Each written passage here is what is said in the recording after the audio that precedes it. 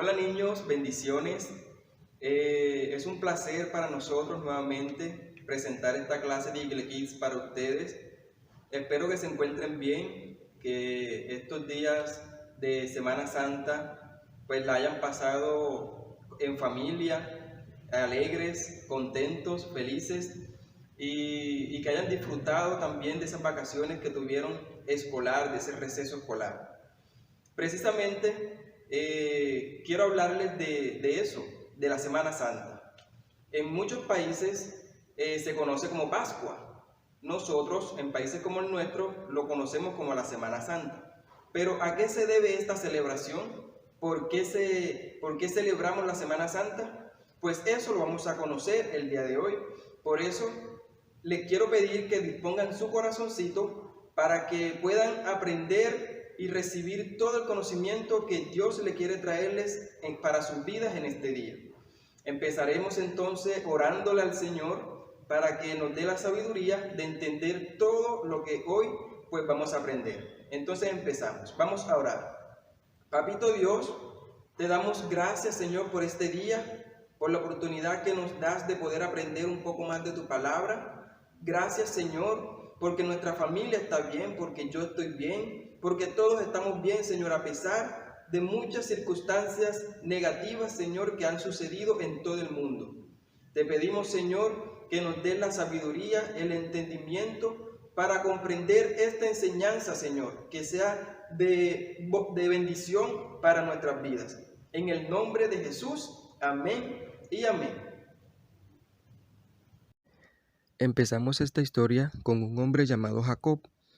En el capítulo 46 de Génesis nos cuenta cómo él con su familia viajaron a Egipto porque no encontraban comida en su tierra. Entonces viajaron a la tierra de Gosén en Egipto y allí se multiplicaron y se volvieron una gran nación, poderosa, de tal manera que esto no le gustó a Faraón.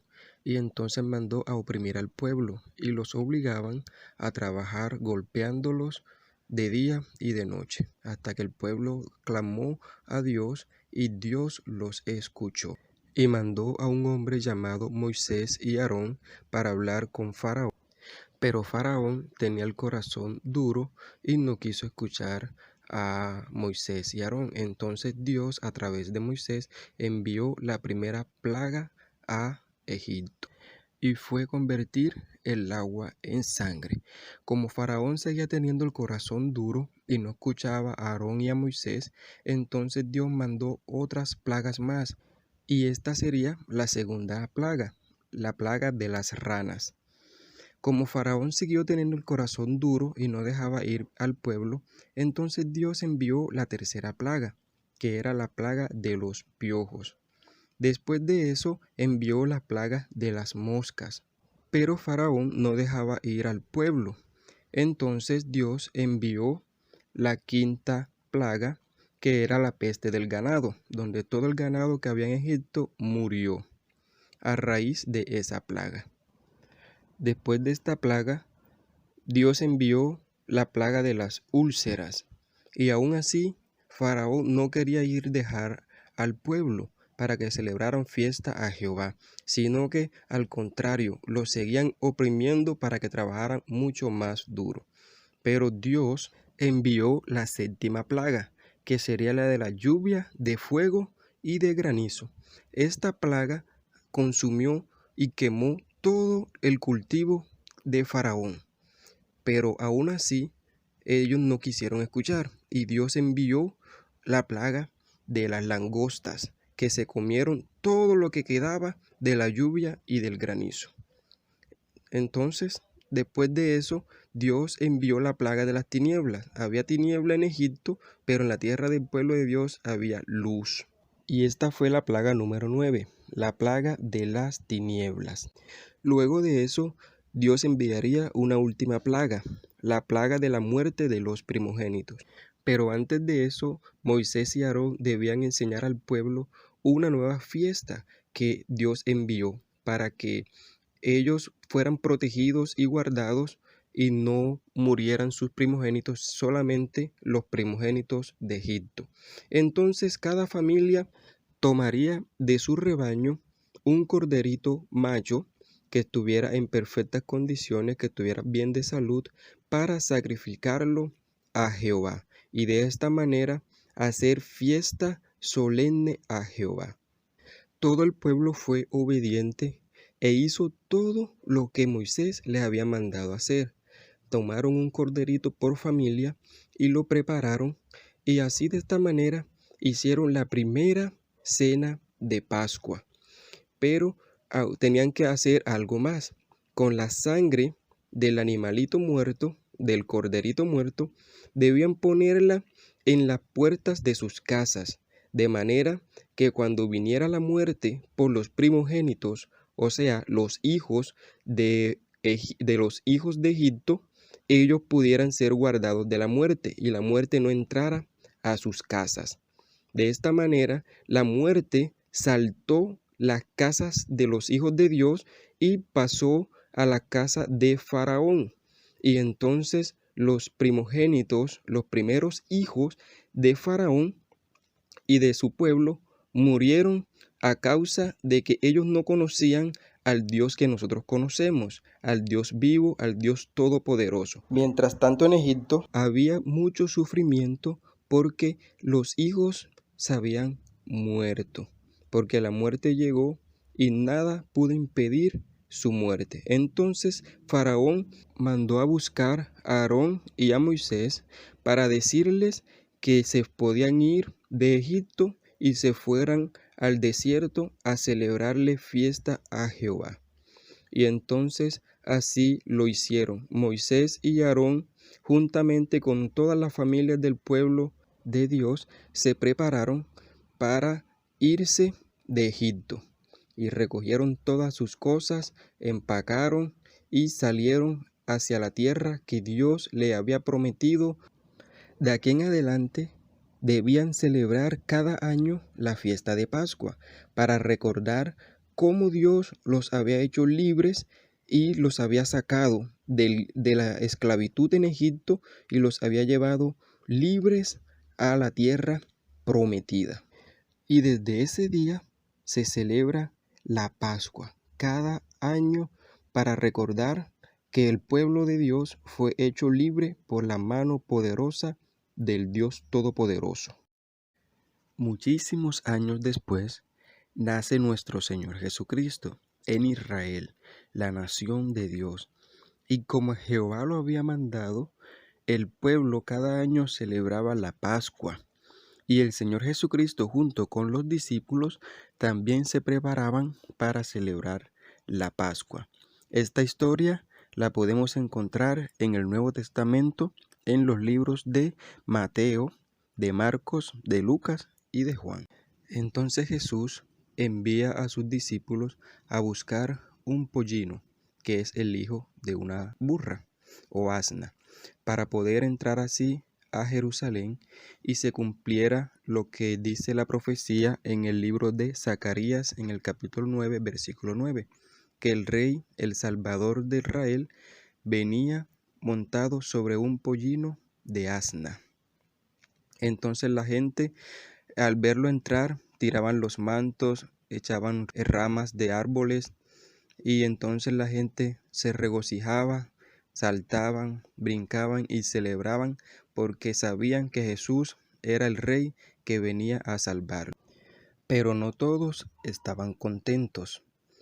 El sumo sacerdote y los demás fariseos estaban molestos porque la gente prefería a Jesús y no lo seguía a ellos. Entonces conspiraron para matar a Jesús y buscaron a un hombre llamado Judas Iscariote y le ofrecieron mucho dinero para que Judas entregara a Jesús a los fariseos y así de esta manera poder matarlo. Por otro lado, así como Moisés lo había ordenado de parte de Dios, el pueblo preparaba los panes sin levadura y recordaban en familia, celebrando que Dios le había liberado de la esclavitud de Egipto. Sacrificaban el cordero por familias, preparaban vinos y se reunían todos juntos en familia a celebrar la Pascua. Y también Jesús lo hizo junto con todos los discípulos, y aunque era una fecha muy especial, el corazón de Jesús no estaba muy alegre, estaba triste, porque sabía que uno de sus discípulos lo iba a entregar, y este discípulo era Judas Iscariote, quien lo vendió por muchas monedas de plata.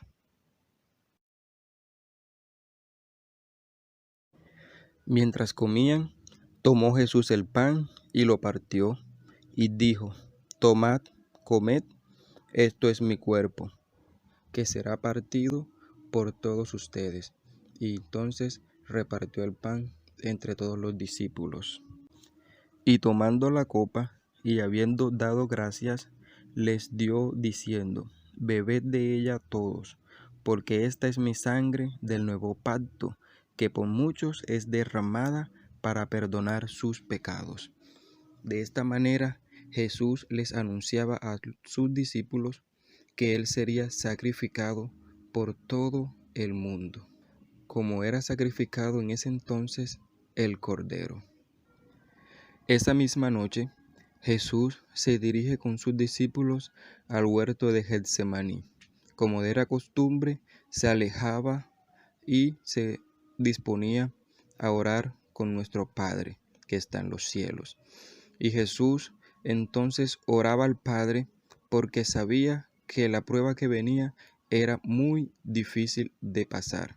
Mas sin embargo, él clama a Dios con mucho dolor, diciéndole: Padre, si es posible, pasa de mí esta copa, pero que no se haga mi voluntad, sino la tuya.